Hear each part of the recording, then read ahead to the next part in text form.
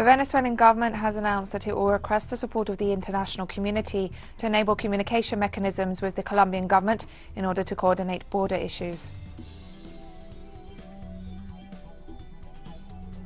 A representative of the European Medicines Agency has claimed there is a link between AstraZeneca's COVID-19 vaccine and thrombosis among people who were shot.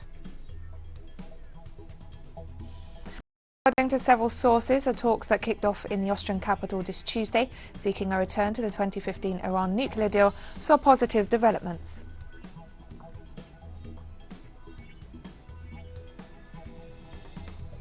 From the headquarters of teleSUR English in Havana, Cuba, this is from the South, and I'm Katrina Goss. The Venezuelan government has announced that it will request the support of the international community to enable communication mechanisms with the Colombian government in order to coordinate border issues. The announcement was made by Venezuelan Foreign Minister Jorge Arreaza during a briefing in which he referred to the destabilizing acts promoted by irregular armed Colombian groups in the border state of Apure.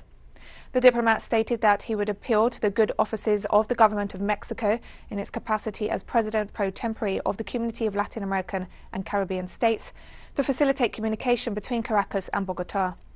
The Foreign Minister also pointed out that the initiative seeks to consolidate the region as a zone of peace. We are going to send a letter with the same terms to the government of President Andrés Manuel López Obrador, to his foreign minister, our brother Marcelo Ebrard, so that the Community of Latin American and Caribbean States, with the pro tempore presidency of Mexico this year, may also act and we can have channels of communication and guarantee regional peace. Let us remember that in Havana, in December 2014, the community unanimously agreed on a zone of peace. In today's world, that zone of peace must be preserved. The Venezuelan Foreign Minister also stated that he will request the mediation of the United Nations in order to promote communication between the authorities of Caracas and Bogota. A letter, Secretary General, our dear Antonio Guterres, Your Excellency, how many times have we told you, Antonio Guterres, have we asked you? There is a concept in common law that is called Backchannel, or track to diplomacy. Well, a channel that is not the official one, that is informal, to be able to communicate with Colombia so that there is a minimum of coordination between the public forces to tell the Colombian military about this operation that we are going to undertake, which will displace the irregular groups into their territory to capture them. We are going to give them the coordinates, we are going to give them the data, we are going to give them the dates on which we are going to act. In Ecuador, several citizens have filed a complaint against presidential candidate Guillermo Lasso for alleged tax fraud. According to the lawsuit filed before the prosecutor's office of Manabí province, the banker and right-wing businessman breached his tax obligations after having declared a lower-than-true value of his assets in 2016. The text also explains that through this fraud, the presidential runner managed to pay less as a contribution to the reconstruction of the province of Manabí after the damage caused by the earthquake of April 16, 2016. This crime is punishable by a prison sentence of 1 to 7 years, depending on the details of the case. Meanwhile, Lasso is preparing to participate in the second round of the presidential election, which will take place this Sunday, April 11th, when he will face progressive candidate and favourite to win, Andrés Araúz.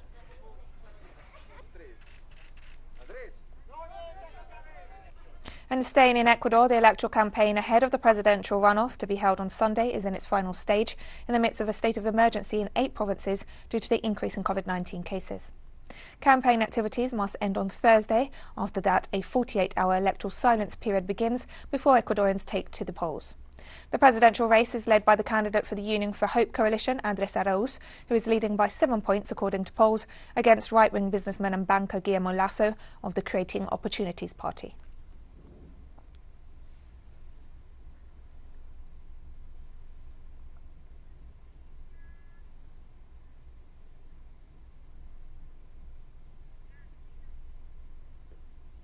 This Tuesday, the Colombian Attorney General's office began presenting arguments in the hearing to drop the case against former President Álvaro Uribe, accused of witness tampering and fraud. Attorney General Gabriel Jaimes presented his arguments and will try to convince Judge Carmen Helena Ortiz to dismiss the investigation against Uribe for alleged witness tampering and fraud in relation to his ties to right-wing paramilitary groups when he was governor of Antioquia between 1995 and 1997. The request to drop the case is based on the grounds that Uribe's conduct and the evidence presented do not have the character of a crime, and others that do cannot be attributed to him as the author or as a participant, according to the Attorney General. Regardless of the outcome, the controversy surrounding the former president is likely to continue, especially in the wake of further scandals regarding vote buying, electoral fraud, and the ongoing and escalating violence in Colombia.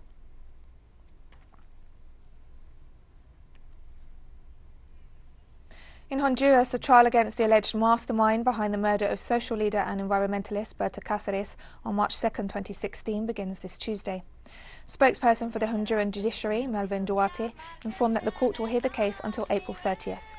Roberto David Castillo, a former Honduran military officer, stands accused of being behind the assassination. He is a director of the energy company DESA, in charge of executing a hydroelectric project in the indigenous community of Rio Blanco. Berta Caceres, who devoted her life to fighting against environmental damages and for the human rights of indigenous peoples, had confronted the company over the intentions to build the Agua Salca hydroelectric dam on the grounds that it would cause massive environmental damage and threaten the Gualcarqui River, considered sacred by the Lenca people.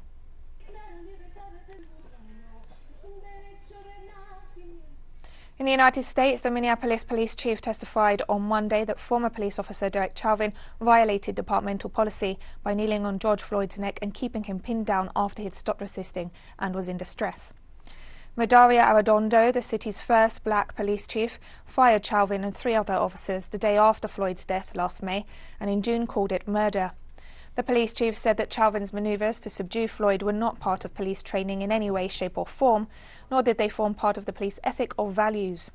45-year-old Chauvin faces charges of murder and manslaughter for Floyd's death on May 25, 2020, which sparked outrage both in the US and beyond, and further fueled mass protests against police brutality and systemic racism. It is contrary to our training to indefinitely place your knee on a prone, handcuffed individual for an indefinite period of time. As you noted, receiving the information, is the person a threat to the officers or others? What is the severity of the crime? Are you reevaluating and assessing the person's medical condition?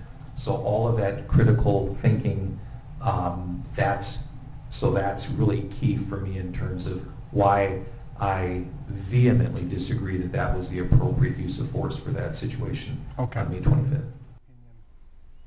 Spanish Prime Minister Pedro Sanchez presented his new cabinet this Tuesday following his deputy Pablo Iglesias' decision to stand down to run in the regional elections in Madrid.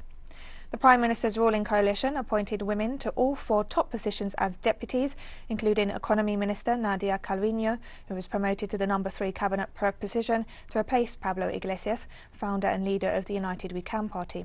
She will now hold the position 1 step below Deputy Prime Minister Carmen Calvo, Sanchez's longtime right hand. Meanwhile, Labour Minister Yolanda Díaz becomes number 3, and Teresa Rivera, who is Minister for Ecological Transition, remains as Sanchez's 4th deputy. Iglesias sparked surprise last month when he announced he would be most useful fighting right-of-centre opponents in the Spanish capital, then in his position as the 2nd of 4 deputy prime ministers.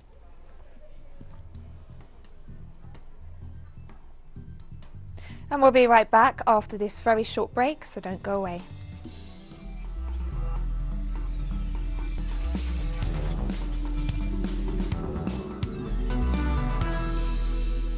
Welcome back to From the South. Residents aged over 70 in the Colombian capital Bogota are being vaccinated against COVID-19 with AstraZeneca jabs, as the South American country sees a surge in virus cases. Colombian President Ivan Duque, who's been heavily criticised for his slow and limited response to the health crisis, recently toughened curfew measures in cities with the highest occupancy rates of intensive care beds to contain the new wave. I think it's fabulous for protection, for our health. I think this vaccine system is very good. I feel very happy and thank God that I was able to get vaccinated today. The 3rd peak has already begun. In many other cities in the world, it is spreading very aggressively. In some regions of Colombia, such as the Caribbean coast of Antioquia, it is spreading very aggressively. In Bogota, it is just beginning. We can still control the impact of the 3rd peak with our behavior, which is the best way to control it. The Office of the Prime Minister of Trinidad and Tobago has confirmed that Dr. Keith Rowley has tested positive for COVID-19. According to a brief statement posted on the official Facebook page, the Prime Minister began experiencing flu-like symptoms on Monday evening and was subsequently tested for COVID-19. He's currently in isolation and under medical supervision. Dr. Rowley was originally scheduled to have his first dose of the AstraZeneca COVID-19 vaccine later this Tuesday in Tobago. The statement also noted that Chief Secretary Ansel Dennis will be in home quarantine for the next couple of weeks.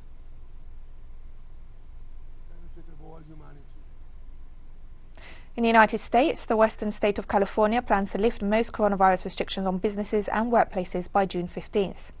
According to Health and Human Services Secretary Mark Ghaly, enough people should be vaccinated by then to allow for life to almost get back to a pre-pandemic normal, although a mask mandate will remain in effect.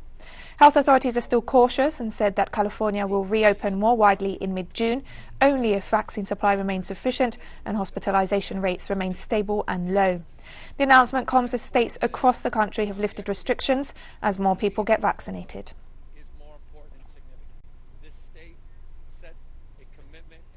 A representative of the European Medicines Agency confirmed that there is a link between AstraZeneca's COVID-19 vaccine and thrombosis among people who received the shot. Marco Cavalieri, head of vaccine strategy at the agency, told the Italian daily Il Messaggero on Tuesday that a higher number of cases of cerebral thrombosis among young people than expected have been reported among those vaccinated. For several weeks now, suspicions have arisen about possible serious but rare side effects among people vaccinated with the AstraZeneca jab. In the United Kingdom, 30 cases and 7 fatalities were reported out of a total of 18.1 million doses administered up to March 24th. Protesters scuffled with police outside the Italian Parliament in Rome on Tuesday as restaurant workers and other businesses affected by the lockdown lashed out at COVID-19 restrictions. Italy endured a 3-day nationwide coronavirus lockdown from Saturday to deter Easter travel and gatherings. Non-essential shops were closed and restaurants and bars were only open for takeout.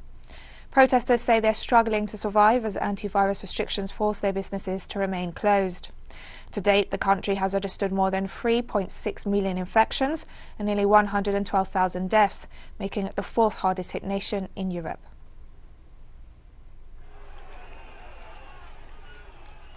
On Tuesday, several hundred people demonstrated in the Bosnian capital against what they consider to be poor management of the coronavirus pandemic.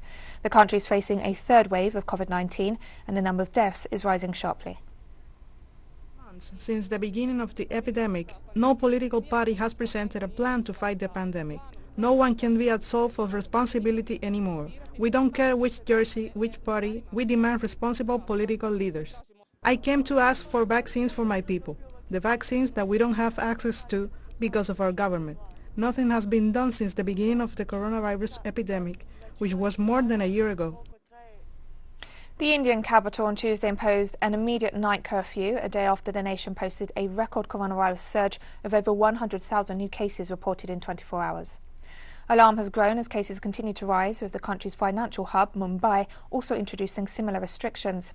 The ban will be in place each night from 10 p.m. to 5 a.m. through the end of April, with only essential services or people travelling to and from vaccination centres allowed on the streets. After the start of the curfew late Tuesday, shops and street vendors that would usually be open were closed, but there was still a regular amount of night traffic on some roads.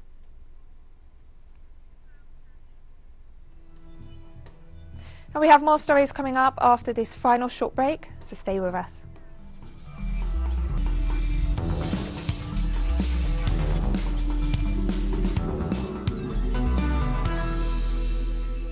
Welcome back to From the South. According to several sources, the talks that kicked off in the Austrian capital this Tuesday, seeking a return to the 2015 Iran nuclear deal, saw positive developments. A broad roadmap designed to rescue the deal undermined by the Donald Trump administration's unilateral withdrawal in 2018 has been agreed, with the aim of bringing Iran and the United States back into compliance in as little as 2 months. 2 working groups have been set up to examine the economic sanctions on Iran that the US will need to lift to come back into compliance with UN Security Council resolutions, and the steps Iran will need to take to bring its nuclear program in line with the terms set out in the 2015 deal.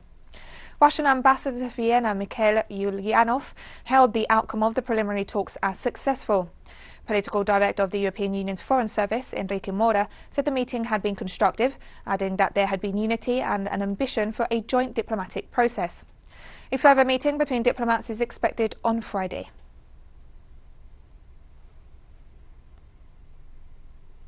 And White House Press Secretary Jen Psaki, referring to the talks aimed at salvaging an international agreement on Iran's nuclear program, noted the process would be difficult and long. Look, I would say at this point, today's the first day of discussions. As you know, these discussions are happening in Geneva, and they are happening through our European counterparts and partners.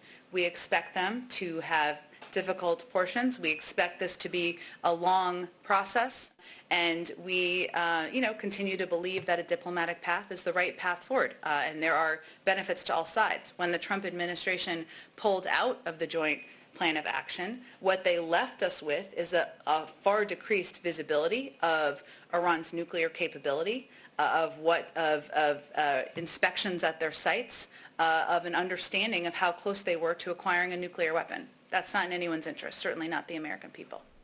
And top Iranian negotiator and diplomat Abbas Araghchi told Press TV that the United States must lift its anti-Iran sanctions altogether and in a single step if it truly seeks to rejoin the 2015 nuclear deal, which it abandoned almost 3 years ago. Mali has said is in fact a sign of the lack of seriousness in their side, because they have left the JCPOA and they have imposed sanctions. So obviously if they want to come back, they have lift all those sanctions all together in one step. That is quite logic, and that is a very reasonable demand by the Islamic Republic of Iran.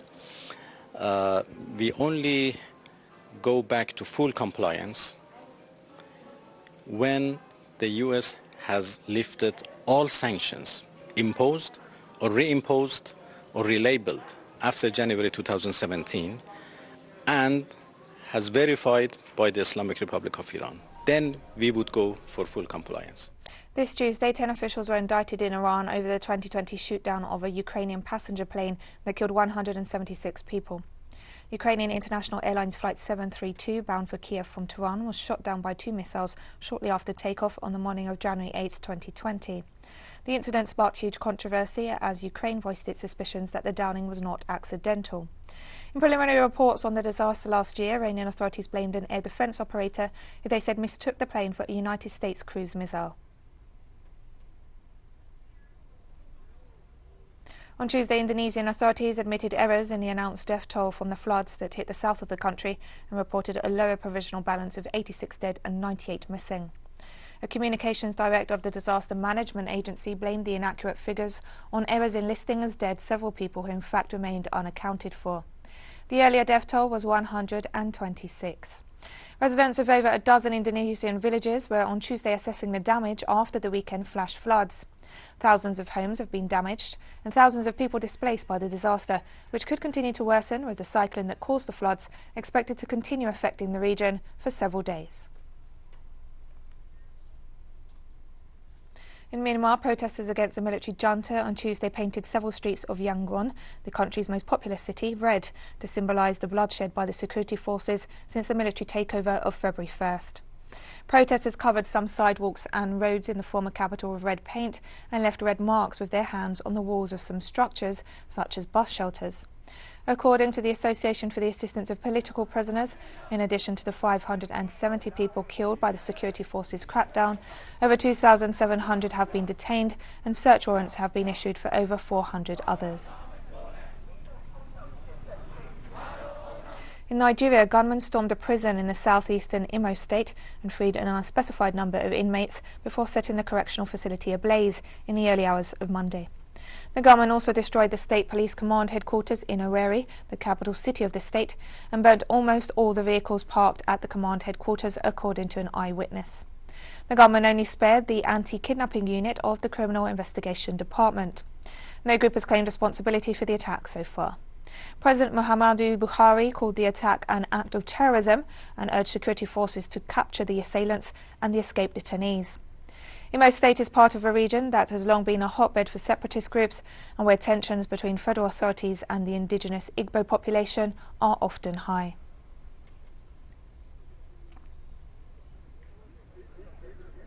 Congo's Constitutional Court on Tuesday certified the re-election of President Denis Sasuna 2 weeks after provisional results gave him a widely expected landslide victory.